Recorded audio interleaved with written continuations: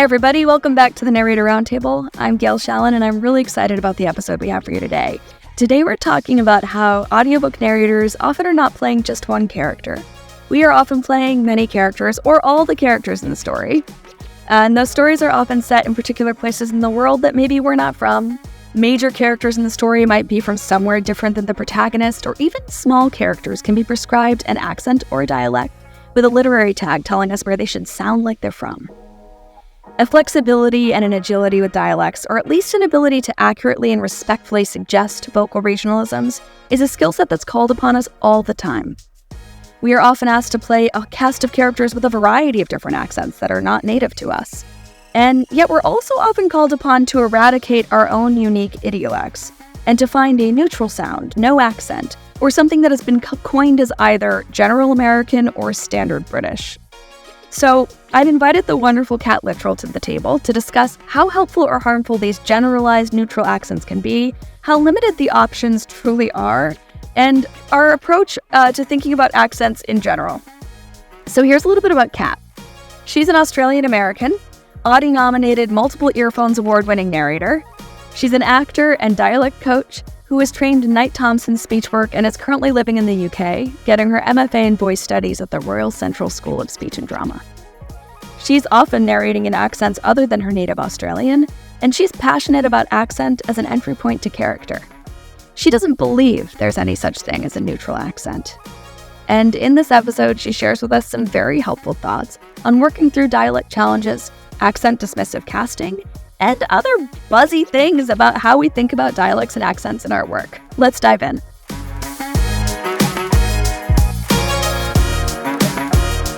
I just wanted to kick off our conversation around how this idea of a neutral accent or a general standardized accent is actually a construct, and it might reflect some harmful ideologies. And talk about where we think that that need for the default of these two very anglicized, Western, white, constructed dialects come from, and why we still feel like we need to default to those, when we actually probably should have a bit more of a diverse spectrum of dialects to reflect both the listeners and the authors' voices that are now being heard. My thought when something is asking for a neutral accent, it's a word you always have to decode, right? Because neutral to who? Right. Or no accent is another way of saying that. No accent. 100% of the time, if I get an audition that says no accent, I can guarantee you they didn't mean Australian.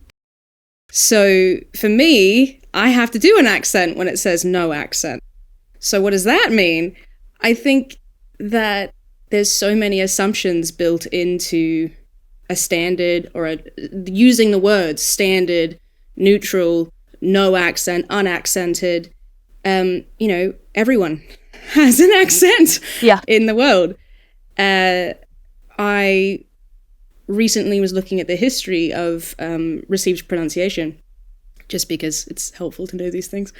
And, it's called British Standard, or it's called, when people say British, that's what they mean, even though it's an English accent. But only 3% of the population in the UK actually has that accent. Wow. So I think that's a really interesting statistic, is natively born with that accent. People can learn it. People speak with it, particularly from a drama school context and things like that. It's a very widely disseminated accent. But it's vastly overrepresented versus the people who actually speak that way in this country.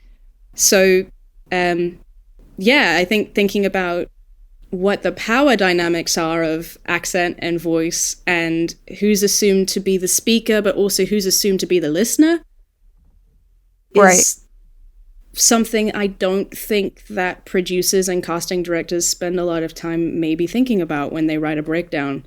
But as an actor, as the person who's creating the world of the audiobook and the world for the listener to enter into, we absolutely have to think about these questions, right? Yeah, right. Like, I mean, we're not just creating a generalized character, so why would we have a generalized accent? It's one specific human being who's speaking, so they have their idiolect, right? Yeah. Yeah. And like you said in my intro about using an accent to create a character, you know, if you're, I don't think anybody, I mean, there could be a specific project that sets out to create a neutral character. But in general, characters are specific, Right. not general. And so it feels like a real flattening, a real missed opportunity of how to enter into the world, particularly when we're directed. We're directed a lot of the time, we're told a lot of the time to use a neutral accent or to use a subtle accent or a light accent. But if we're told to use a light accent, what we're sort of being asked to do is shift the accent towards a standard. I'm curious why you think that is. Like, what is the industry force that is making the white Anglo-Saxon American accent considered standard? I think there are probably a few different things, as with anything. I think the main thing might be an assumption or a concern that listeners won't be able to understand the speaker. You know, there's sort of the cliche of a thick Scottish accent that no one can understand, or I mean other dialects too, I'm sure. Right. But that this idea of producers or casting directors or whoever is in charge of sort of determining the accents, even narrators who are sometimes in charge of determining the accents, might be worried that the listener won't be able to understand something that's less that's stronger, or perhaps in some ways we might say more authentic, more true to how that character might actually speak. I think the main pressure is comprehensibility. Tends to be a word that gets thrown around a lot. And that, of course, assumes that the audience of that book will be Exactly. white Anglo-Saxon Americans who understand that accent as normal. Yes, so as no accent. It's taking the whole world and drilling it down to like a specific region of the earth and saying, this is where we sell books.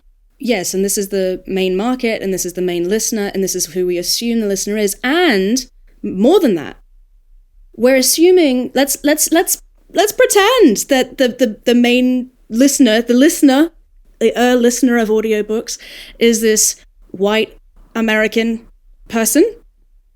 We're pretending like they can't understand people from other places, like that. And you know, of course, like I've got funny stories about traveling to the US and people not being able to understand me, but those are outliers. Like, we're assuming that the audiobook consuming public is a bit dim and is a bit sort of untraveled and hasn't been exposed to perhaps some of these accents, when I don't know that that's true.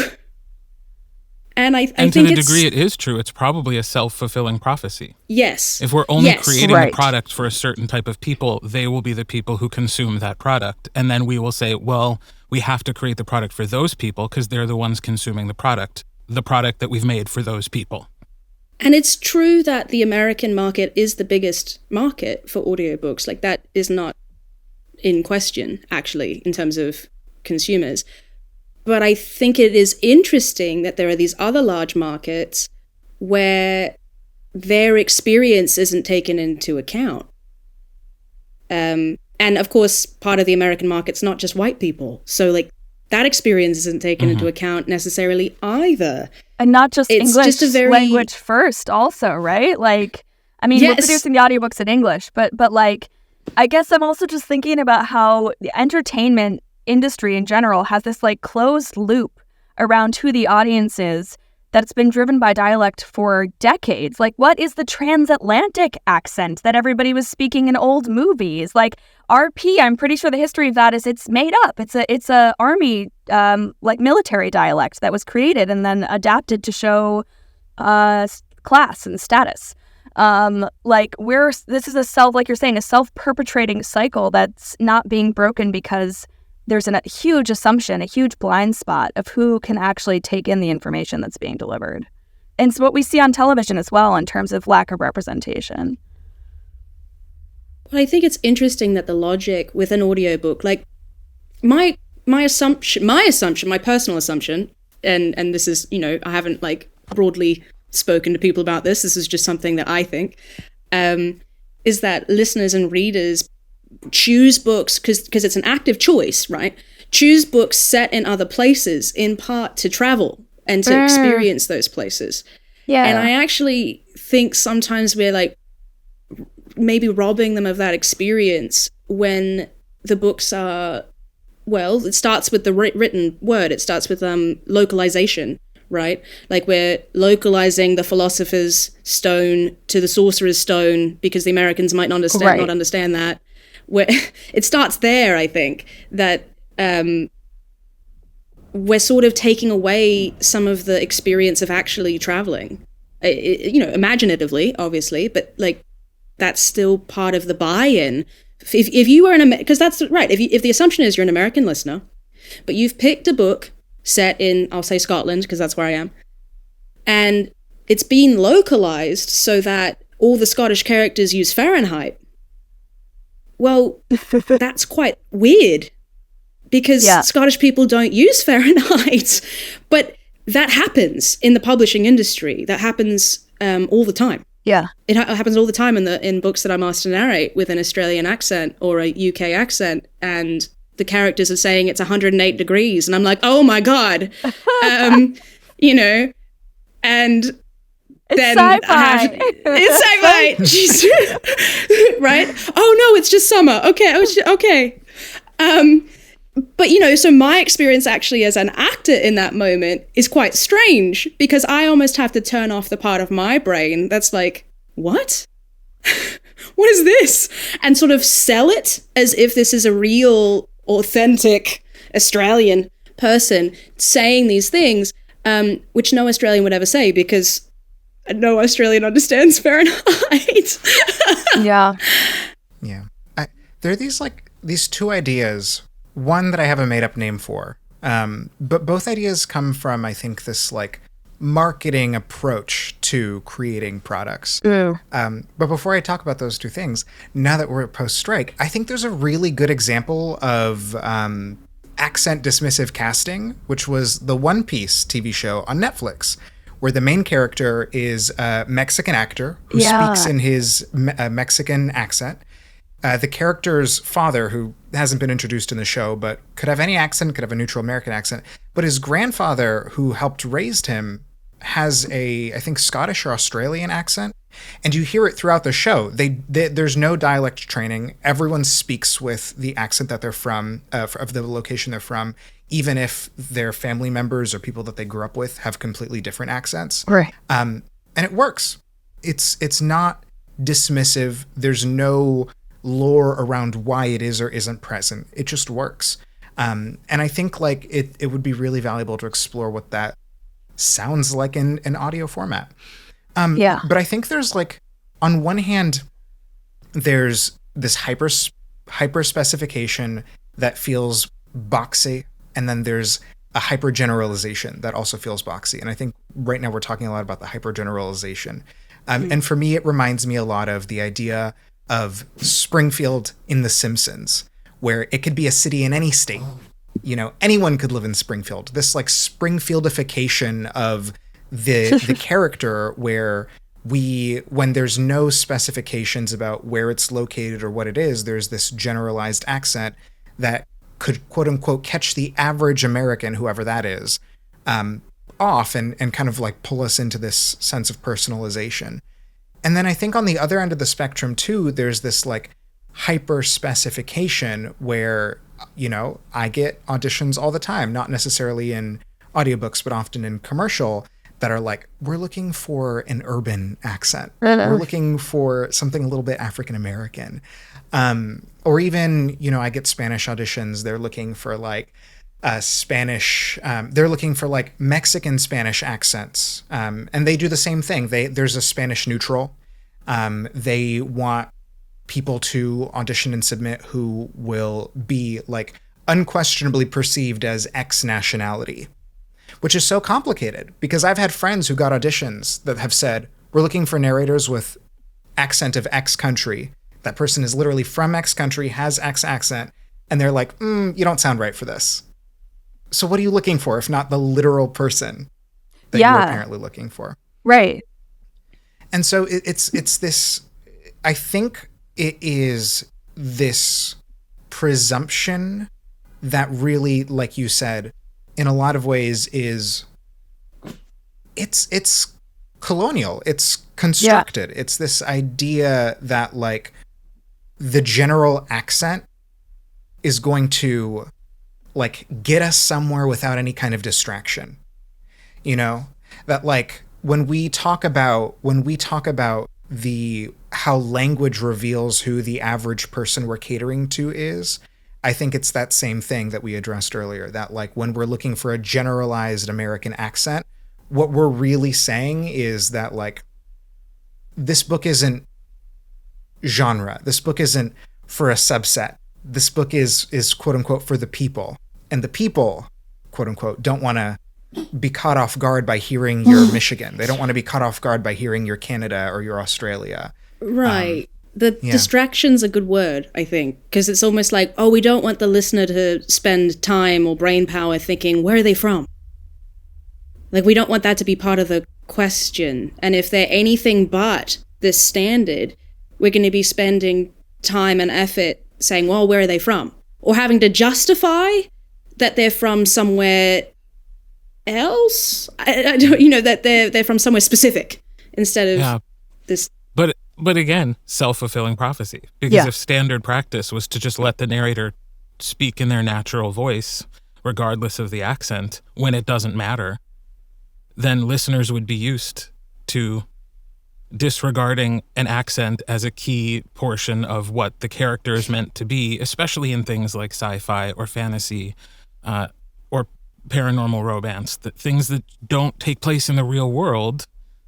We're suspending our disbelief about a whole lot of things. We could just be fine with the Australian accent. Exactly. We could be, but we're not. In the made-up place. I just wanted to say, I wish somebody would send me a little bit African-American audition. I would love to return that email. But anyway. A little bit of swagger. Right. Do you think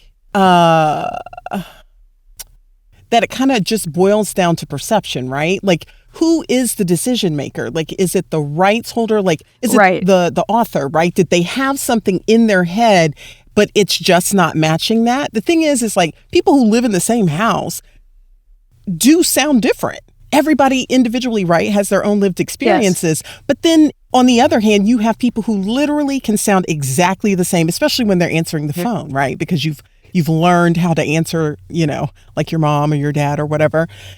So the whole, especially when you're dealing with someone who's authentically from that place with that lived experience, that is their first language or their learned accent, and then somebody's telling you that it's not. Don't even get me started on the reviews. Like, oh, that Scottish accent was wonderful, and there was no Scottish accent, or you're actually from London and they're like, the British accent was terrible. It's really about their perception, or right? the American co-narrator did a better job. Right. It's again the preconception thing. Yeah.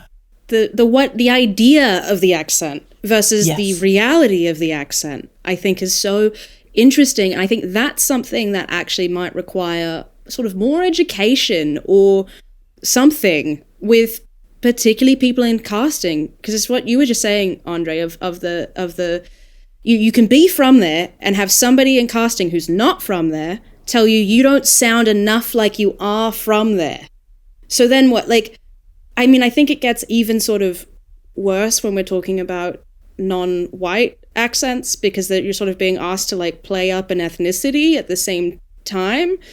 But, like there's sort of almost, for me, often feels like, oh, so you want me to go a bit more like Crocodile Dundee with it? Like a bit more the Crocodile stereotype, Hunter. right? Yeah. Yeah, because it's the perception of what the accent sounds like.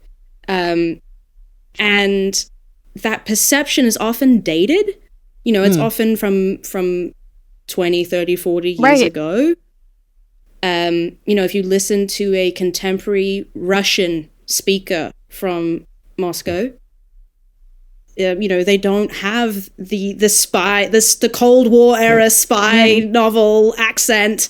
But then if you're a listener and you're expecting that accent, because that's what you've been told is a Russian accent, that's what a Russian accent sounds like, and you have an actual Russian person speaking, your response might very well be, that person doesn't sound Russian to me. Because you've been taught that that's not what Russian sounds like. And the same with Scottish, the same with Australian, the same with anywhere. So I have a follow-up to that then. Do you think it is about the accent per se, or is it more about the person/people that accent should or would represent? I mean, it's kind of going to another place, but I'm curious. I'm curious what you think about that. No, that's good. Yeah. Isn't this a part of this, like, this question of authenticity? Like, they didn't, the American did it better. What does that mean? Like they better met than your expectations. Right, that they met your expectations. So it's not about then them being authentic, but at the same, it's like this double bind, right? Because, like, no one can do a I don't know, a London accent better than somebody who was born in London and grew up in London. No one can do it better than them. They're authentic. That's them. Mm-hmm. But the perception is maybe different from that sound. So I think it is about the perception. It's both. It's weird, isn't it? It's, I, the listener, want this to be authentic, but I, the listener, or I, the casting director, I mean, I think it works, you know, whoever the listener is, have this idea of what authentic means. And I get to decide what authentic means to me. Mm. And if you don't match my expectation, then I can say, it's sort of like costume design in a film, right? Like, everyone has an opinion on costume design, but we're not trained costume designers or whatever, but we can see it and it's visual and we can all have an opinion. I think it's the same thing with audiobooks. Yeah. We all have heard accents before, you know? Like, we might not be from there, we might not be trained, but we can all have an opinion, can't we? Yeah, I mean, we all can have an opinion, but I think some of them are a little bit more informed than others. And I think if the opinion of a reviewer, for example, is, oh, that, you know, the American co-narrator did a better British accent. I don't know, I find that so, like, did they not for 1 second consider what they were writing? Or, like, what, you know, did we not Google this? I think sometimes with, I'm sorry, I'm, like, caught up on this question of, like, authentic sound, because I've with the audiophile magazine reviews. I narrate in American accents, I narrate in various British accents, and I narrate in Australian. The only review that's ever mentioned my accent is in my Australian books. And they've said it's authentic sounding. Well, that's good, I guess. Which is great. I'm so happy. But, like, what does that mean? I mean, to me, I was like, I read that and I was like, oh, they don't think I'm from there, which is, yeah, like it's an achievement. It's like, oh, she did such a, you really nailed it. You really nailed it. And the American reviews have never mentioned an accent. And of course, those are the books that I'm doing an accent on, which the reviewer would know if they looked me up. And that's particularly true for the Australian authentic sounding Australian review. I mean, I don't want to call out audiophile. Thank you. Please keep reviewing me. Please keep saying that I have an authentic sounding accent. I love that. But I think the bias there is what I'm trying to talk about. Yeah. I have a niche question when it comes to that. When you record the credits or any front or back matter, do you use the American accent for your American books? Yeah. I think part of to the listener, there's no hint that you're not American. Part of my conceit, I mean, part of my approach to selling an authentic sounding accent is all I'm trying to do is sell to the listener for a first person narration where they're supposed to believe that I'm from there and all this sort of stuff, right? The illusion is immediately thrown away if they do Google me, because it says on my website that I'm Australian. So, but for somebody who doesn't take that extra effort, I'm creating an illusion. And the illusion is that I'm American, or the illusion is that I'm from London, or whatever. And so for whatever the main voice of the book is, that's what I'll do the credits in, because I'm trying to start there with creating the illusion that that's where I'm from. In part, so it's not distracting, so that they're not saying, hang on, where is she from? I'm going to spend this whole book playing accent detective. And every time it slips. Because I think if I did do the credits in an Australian accent, because in a 10-hour book with, however many thousand words that is, I'm very good at an American accent, but it slips. And it slips within the range of an idiolect, within an American idiolect, I would say. But if I didn't do that, I do feel like those slips would, instead of it being like, oh, she just has an idiolect and that's just how she says this word, and she's clearly from Kansas or something, it's fine. I think the listener would be like, well, I knew she wasn't American all along. So speaking about that illusion and our job, no, seriously, I had an engineer last week he calls himself an amateur magician. He's quite good.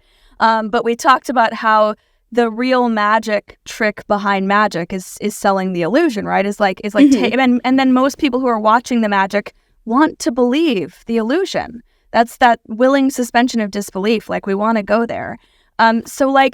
This actually brings me to the punch-in question that we have this week, and maybe we can talk a little bit about this. So if we're not doing an entire book in a dialect that maybe is not our own, and we don't have a lot of time to craft meticulously, but we have multiple characters from lots of different places, or we're just not that comfortable with a thing. So I'll ask the question, and then we can kind of talk about this. But how do you, especially as a dialect coach, because you've helped me with this before when we've had lots of varying characters from very close geographical places in the world, but not the same, and we need to make them distinct, how you guide us through that. So the punch-in question is, I have a character in an upcoming book who wasn't in the audition and is pretty major. They speak in a strong Turkish accent, in quotes, according to the text, and I don't feel very confident in my Turkish accent at this point. How can I best serve this aspect of the story, and how should I interpret this accent here? Okay, I think the classic advice here would either be don't do an accent or do a light version of the accent, which again, I feel like we've covered, what does that mean? Yes. Because I think that means different things to different people. Mm-hmm. Okay, in answer to that question, because I think there have got to be some assumptions about what the bounds of this are. Okay, it wasn't in the audition. You don't have any experience with a Turkish accent. Maybe you feel uncomfortable about doing a Turkish accent because maybe that's not part of your, I don't know, experience or racial background or whatever. You're like, this could come off really racist. I don't know, Sure. or ignorant at the very least. So if you have time, okay, it wasn't in the audition, but you've read the book and you've realized that there's this major character with a Turkish accent who's described as having a heavy Turkish accent. Is that part of the question? Yeah, exactly. Right. In the text. I think the first question, right, is what is the world of this book? What world am I trying to create? And how important, have I given accents to other characters? How developed are those accents? How developed are those characters? How many other accents are there? Let's not ignore the fact that if it's a single narrator book, it is one person, and they're not going to be magically amazing at every accent. And I can put my hand up today and say I was working on a book with lots of different accents. And I think one of the things that's really helpful is to work with somebody, even as a dialect coach, it's really helpful to work with somebody on these accents and talk through them and bounce off them and get a dialect coach and all this sort of stuff, because you can refine the differences between these various accents and pick your levels, and you can try something and somebody can give you the feedback of, okay, that's a little much. Maybe let's pull it back, or maybe let's go a little harder. It's fine. But it's nice to have somebody to collaborate with in that circumstance, because often we don't have the opportunity to collaborate, but this is a great opportunity to hire a dialect coach. I feel like this is sounding like a real marketing pitch here, but hire a dialect coach, that doesn't have to be me, to work on this. Cheers, Gail.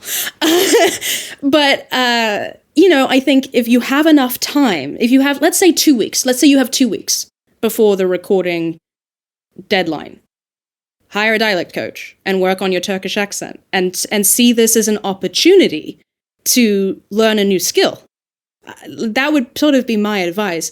If it's like, okay, I got the audition and they want me to record it next week and I've just read the book and it's in like 2 days and I really don't have time. That's really tricky because, again, it's like, I don't know, let's say it is a World War II book and you've got Turkish and German and Polish and all these other things, and you happen to be somebody who's really good at a German accent and a French accent already, an Italian accent, whatever. But what are you going to do with this Turkish character? Just like not do an accent? You've developed all these other people. Why are you going to develop this one? And I don't know that I have like a magic answer for that. Except I think part of, and unfortunately we're not as narrators given a ton of support with this, like from the publishers and from the producers. We're just not given support with this, and I think that sucks. But part of our job is creating the world. And if in this world, this Turkish character has a strong Turkish accent, I mean, let's start from the text. I'm trying to think through, because I don't actually think don't do an accent is a great choice here. But doing a bad accent is also not a great choice. So there's not like a magic perfect answer of how to handle the situation. I really think it comes down to the individual narrator's confidence. It comes down to their experience with accents generally, this accent specifically, similar accents as well. What is the purpose? What is the story of the accent? Is the purpose of the strong Turkish accent to mark this person as foreign? Is the purpose to mark them as whatever? Like, what is the purpose? Why are they described as having a strong Turkish accent? Does it matter? Like, maybe it actually doesn't matter. Right. That's sort of what I was alluding to with the illusion, right? It's like, if you can give enough of a respectful flavor about who this person is that serves the story or serves the main character's point of view, are you accomplishing the mission by maybe doing a little less? And we'll go with you because you believe it and we believe it. Yes. And I think within that instance, because we talked about this a little bit with when we were doing these fine distinctions of accent. One of the things that we ran into is it's just at a certain point it was too fine. It's like, okay, these accents are actually too similar. I can't remember what it was, Polish and Russian and Hungarian and Romanian and so. And they're all like men in their 30s too, right? So you're dealing with like very similar, yeah. So to differentiate it for the listener, a lot of the sound changes for those accents, or how the sounds come out for those accents, is the same. Like, it's, they're very similar accents. And yes, there are differences between them, but expecting the listener to pick up these fine differentiations, even if Gail was doing it perfectly, there's sort of I don't necessarily think that's reasonable. That's not a reasonable expectation. They're too similar. So we went to character. What differentiates these people? Yes, they're all men in their 30s, but like one is shy and one is confident. And one is a real, like, ladies' man. And one is, and how do we sort of differentiate that as we would any character in any accent? So going back to this strong Turkish accent is highly context dependent, because what is the purpose? What is the strong Turkish accent trying to communicate? And I think if it's like, this is a book where they're the only character with an accent and we're calling that out, you actually do have a lot of freedom. Because if you do something and you sell it, I think the listener's going to buy that you did it. Now, that's not necessarily, again, this is sort of like, if you had no time, you do have time to look things up on YouTube, and you do have time to do some research. So even if you have a day, you have time to contextualize yourself at least a little bit. I think there's another element to this, though, too, that even though this question is about an accent, it is also about scheduling and communication. Yes. You don't have to make this decision on your own. if you were put in a bad situation where you were not given enough time to do the research that you would like to do, and it wasn't in the audition, and they didn't give you a heads up that this was coming down your way, and you discover it at the last minute, they are just as much in this boat as you are. Yeah. And at that point, you can offer your producer some options, which would be, I can do a quick and probably bad job. I can just not do an accent, even though it says I should have one. Or you can give me more time and I can do a good job. Let me know what you want me to do. And I think that is a great solution. It's so interesting to hear that because, of course, you're right. Like, this is not actually, even though it often feels like it, it's not actually a project that you're in it by yourself. Right. And I agree that I think often we don't want to be perceived as problems with producers. And with something like this where, okay, they didn't give you the warning, maybe they didn't give you the time, I would be personally tempted to not give them the option of me doing a bad job, because my work gets judged the same, whether or not I had preparation time and support.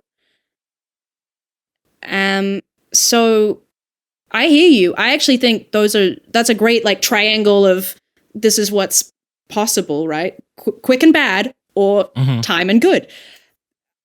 I think and maybe it's also, I don't know. It's like, I understand why different people would make different choices. So I'm not like saying I'm standing from a place of judgment on this, but I do think I would be leaning towards, I really need a week, or I really need a session with a dialect coach to be able to feel confident that I can do this, and point out that they didn't tell you, that this has completely blindsided you, all this sort of stuff. To be honest, I think people are a lot more conscious of offense now. And I think if you phrase it from that position, which is true, right? As an actor, you don't want to be offensive. You don't want to be putting things out into the world that are stereotypes and offensive stereotypes.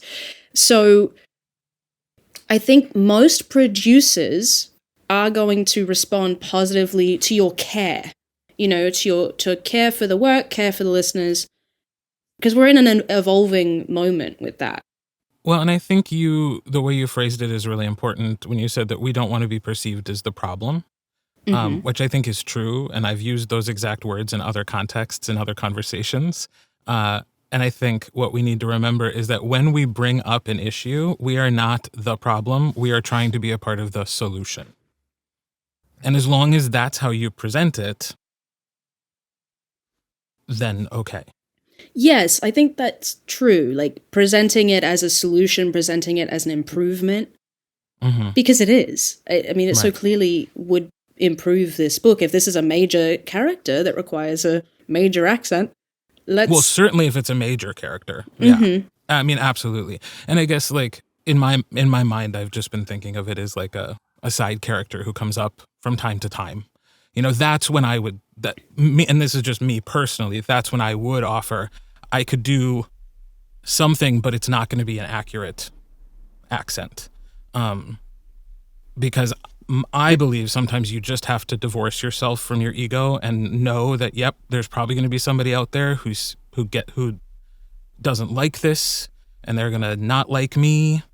That's always true, even if you are Turkish, right? Right. As we talked about before. So, yeah. And sometimes it's just, as the narrator, it's just not my final call. Sometimes I just have to be the worker bee who does it. But that depends on that piece of it being like a pretty small part of the story.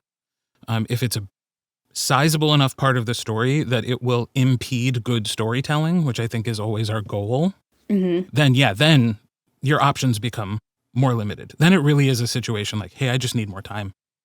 And I do think, like, zooming out, again, it is one person with their own authentic voice and accent, whatever that is, telling this story that has potentially, I don't know, 20, like, that's a lot, but like 20 accents in it, or 3, whatever. But I think often listeners can grant us a measure of kindness when they realize, if I'm doing a French accent, I'm not actually trying to convince you that I'm French.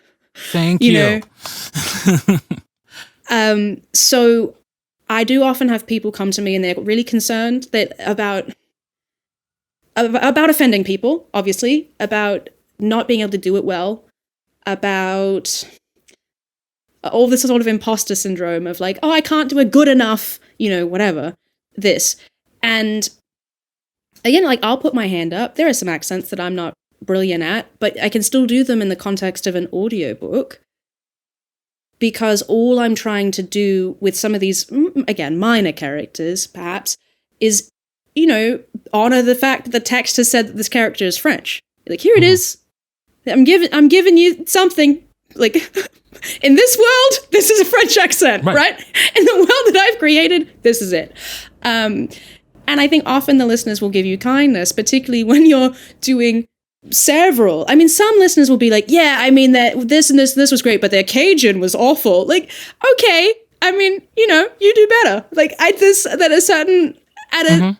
a certain point, most of the time, I think people actually appreciate that we're one human with whatever capacity that we have. And I think a lot of the time people can be like, okay, obviously they were cast on this book because it's American or whatever. And yeah, this I don't know why, this Cajun character popped up. And no, they're not Cajun and they had no experience with that. And, maybe their accent on it was kind of bad. But that's not why they were cast on the book. And it was 10 lines in a book. Yeah, so. That's not why they were cast on this project. Yeah. So I think the level of accent performance in an audiobook, as much as I'm always, of course, going to be like, yeah, let's try to do the best that we can. The level of accent performance on an audiobook is a very different level of sort of accuracy expectation versus if I were a character in a TV show. Or if I were a character, even on a let's be stage. honest, there are, award-winning acclaimed performances by people that we love to watch who kind of do an iffy job on a lot of dialects, and we like it anyway. Like, yes. It's not what it's about sometimes, yeah. It is more about the characters, right? Like, would we rather listen, I don't know, would we rather listen to this book with like a perfect French accent and a perfect Cajun accent and a perfect Scottish accent that has no emotion or characterization or, I mean, it's okay, granted, some people are probably going to be like, yeah, I would, because I'm pedantic and I want my accents to be right. But what creates a character is not actually just accent, right? Yeah. Like, what creates a character is how they feel and how they breathe and all of this sort of stuff. So I think that stuff is more important. So while we sort of get fixated, I certainly do, I really do get fixated on accents, the character's more important. So let's go back to this Turkish character. Let's say, okay, minor Turkish, we've downgraded. It's a minor Turkish character. You didn't have time. No, you didn't have time. But you know what? Like, they're a Turkish general. And you can get into the mind of a general. You can still give this person a character.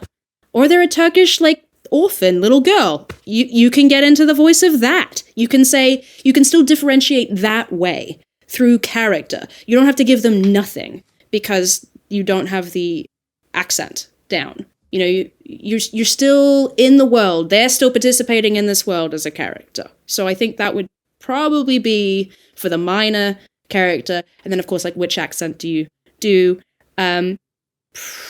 If you're really, really, really not confident on the Turkish, if you're really like, man, this is awful, yeah, okay, default to what your accent is, but make sure that they're still a character and that you're not sort of embarrassed, that you're not sort of like apologize, like allow them to be the fully breathing character that all the other characters are. Because I think that's it, right? If you're doing this Turkish accent, but the entire time all you're like thinking about is, ooh, the Turkish accent. That's not interesting. To me, that's not interesting to listen to. And sometimes I think it is, oh my God, I can't believe I'm going to say this. It's worth sacrificing accent for character, I think, in the balance of things. If you got to choose one, I know, I'm putting myself out of a job here. But if you got to pick one, the character is always going to be more important than the accent. The accent's only a small part of that character. Yeah. Absolutely. And like to weave thoughts in here as well, like I think one thing that I try to remember too is that listeners are human beings. They are fallible, right? Three examples, just shotgun down the list. One of my friends just listened to an audiobook. There's interstitials written from the perspective of a nonverbal autistic character. And they hired a nonverbal autistic influencer to read those sections. And people in the reviews clearly did not look up who this person was because they went into the reviews and said, this felt really like stilted and put on. 2, I've had the number of reviews I've seen of books narrated by Black people where in the reviews the comment is like, I really love this book, but like, why didn't they hire a Black person to narrate it? 3, I recently did a book. It was a translation from Portuguese. And there are words that just are words in Portuguese that were left in the translation for a reason. There isn't a reiteration of it. But they're words that have absolutely no value when they are Americanized. One of the words that came up, vatapa, it's a food. There is no translation. And vatapa does not mean anything more to an American listener. But I got a 1-star review and the person said that the Brazilian words were overpronounced. So like which is to say that like, I think that we have to have our North Star about why we're making certain choices throughout the book. And I think one of the ways that we do that is we crack open, I think we go back to what we were talking about in terms of purpose. We crack open the purpose of the accent too. I did a middle grade where there is absolutely no indication of where this kid is from, any kind of background, anything except one line in the middle of the book where they mention that at school, and there are no scenes set at school with any of these kids, that at school he gets bullied for his Minnesotan accent. That is the only line that references it. I'm not going to go and do the entire book in a Minnesotan accent because for one, I read the line as sarcastic, that there is not much that's different about the way he pronounces his words, because there's nothing in the writing that indicates like really varied like use of words. So I read the line, and in that one line made a joke about those bullies by saying Minnesotan, right? Overemphasizing, rather than going through and doing the entire book in a Minnesotan accent because of the reference of this one line. But I think that like the people he interacts with, the other, again, the way that it's written, having a Minnesotan accent all throughout that book was not the point of that line and was not the point of that character. And I think that like the last thing I'll say too is that like authors are also fallible. We may get books where the accent is written in a way that is like mocking of the language. And that, I think, sometimes just has to be a conversation. Maybe it's egregious enough that it has to be a decision to step away from the book. You're talking about like phonetically written dialogue? Phonetically written in, I've like, I'm watching The Wire with my boyfriend right now. And as anyone who, before I even watched it, I knew that there were a lot of Black people in The Wire. I don't think any episode of that entire show is written by a non-white person. And you feel it in some of those scenes. I was born in Brazil. I grew up in North Seattle. You hear the way I speak, and I can tell when some of those scenes are happening that like those Black actors are going to work. They're making their rent the way that they're putting that like dialogue to work. And that's to say that like there are so many reasons to lean in or lean out of an accent choice. And I think we have to explore them in context, because actually like maybe this Turkish character really pulled out of the hat example. Like this Turkish character is like secretly this author's commentary on like the pitfalls of Turkey as a country and as a culture, and like leaning into the accent overemphasizes the erroneous nature of that writing, right? as opposed to stepping back from it. And like you said, letting this character be a person in the way that maybe the original text didn't let that character be a person. I also would hate for somebody to leave this conversation thinking that the only way to do an accent is to take, 2 weeks of dialect course from somebody and like you have to do that every single time. Because as with all things in our industry and most industries, if you're too afraid to try, if you're too afraid to be bad at something, you will never get good at something.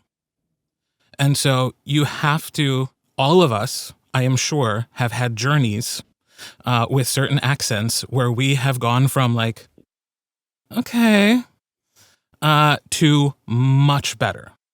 Not accurate. I don't think we can, we're never, like, again, like, to try to fool a native speaker that like, oh, yep, I gotcha.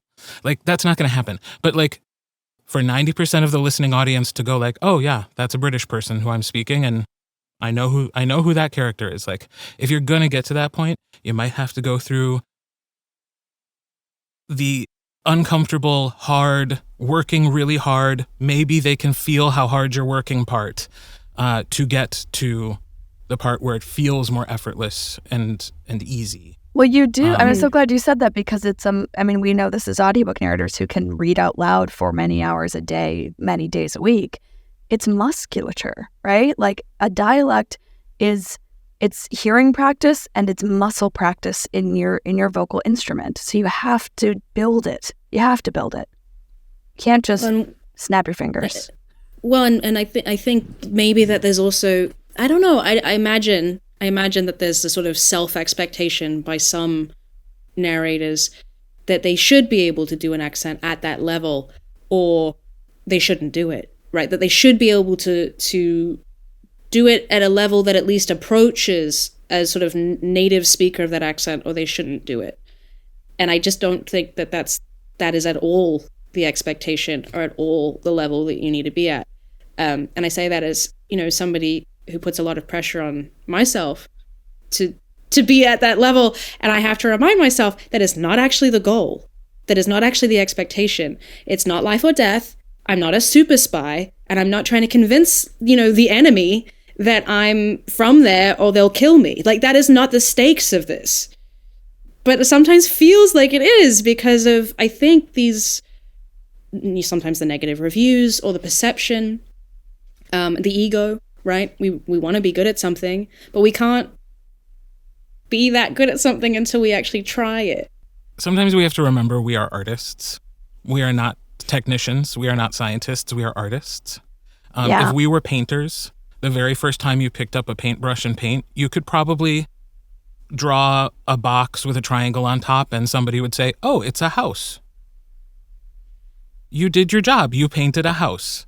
And 5 years later, when you painted every single day, you would be able to create this beautiful landscape with like a photorealistic home.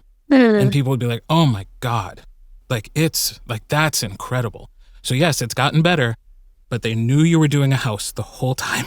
That's beautiful. That's so good. That. I love that as an example. I think that's a great way into particularly these minor characters in these books, and to sort of maybe be a little bit less intimidated by these minor characters, because if the listener can be like, okay, that's Australian, yeah, sure. I mean, why not? I think if that's sort of the response, then you did it. You did the job. Wow, what a fascinating conversation about the current climate of accents and dialects in the industry, as well as so many useful strategies to thoughtfully navigate through accents in our work. And more so, wonderful conversation around examining this limited perception and the expectations that we have around dialects, and the way the industry keeps perpetuating them over and over again. So I'm left wondering a few things. What can we do as narrators to break the cycles, to trust our listeners more, to be more inclusive in our creative decisions, to challenge our biases, and to move away from generalizing and tokenizing accents and dialects? One strategy Kat has offered in the past that I think we could keep in mind is around that no accent or neutral accent issue, or as André brought up, the constructed stereotypes of what any type of person from some place is supposed to sound like. It's to turn back around to the person who asked this of us and say, what does that mean? In that way, we can get some clarity, some specificity, and we can encourage producers and casting folks to challenge their own perceptions and their own assumptions, to be more intentional with their language, rather than making this general American or standard British the assumed default. We would love to hear what questions this conversation brought up for you, and what you took away from it. So come punch in at narratorroundtable.com or find us on our socials and let us know. Thanks for tuning in.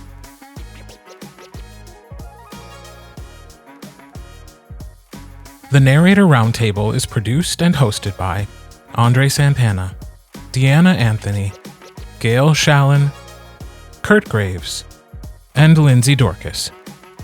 All copywritten material is shared with permission. Music and sound effects are licensed through Storyblocks Audio.